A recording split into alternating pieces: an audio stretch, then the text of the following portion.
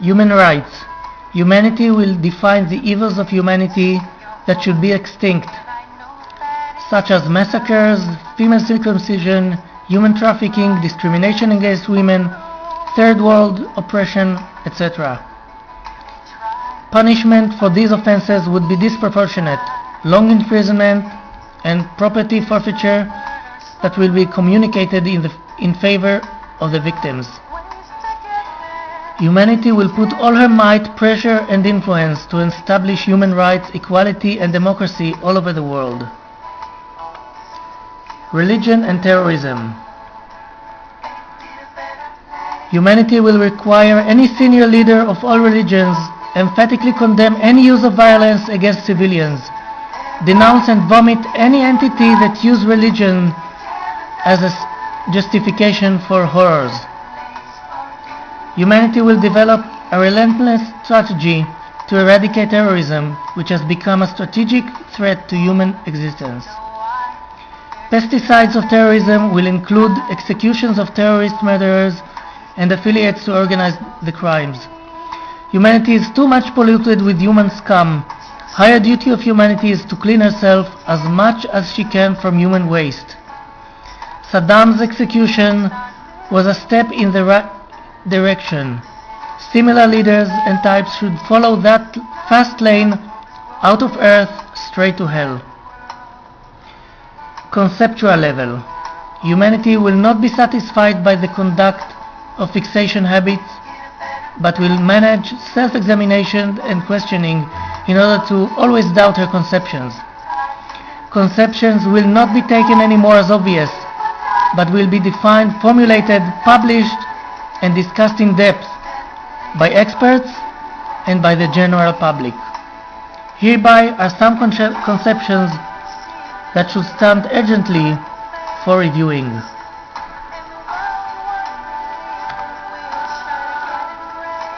Law, democracy, capitalism and conceptions are holy. Wrong, they are tools. Humanity interests are holy. Proportional punishment, preferring rehabilitation over deterrence, preferring compromises, plea bargains, arrangements, mediations, forgiveness to scum, and speed over eradication of crimes, determination and justice. Releasing to freedom mentally ill offenders so they can continue carry out their crimes. Helplessness against minor offenders in order to encourage crime against minors. Weakness against an angry mob in order to encourage mass lawlessness. Denial of the right of people to have their own character, duiker, values and culture by referring it as racism. Encouraging the world's demographic Islamic conquest by preventing the right of countries to maintain their duiker.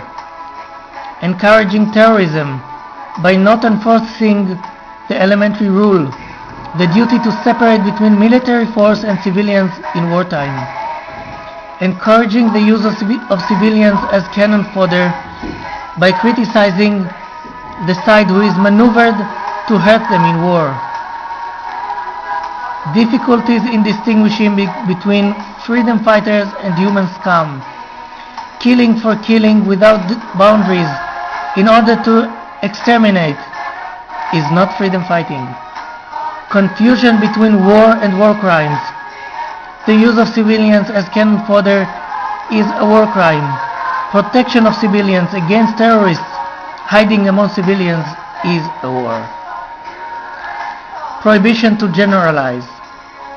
For politeness, we force ourselves to perceive the world through pink glasses and allowing the trees to hide the forest from us. The belief that there is no civilizations collision between Western and Arab cultures. This pink supervision is preventing us from realizing that the Arab world is trying to conquer the world.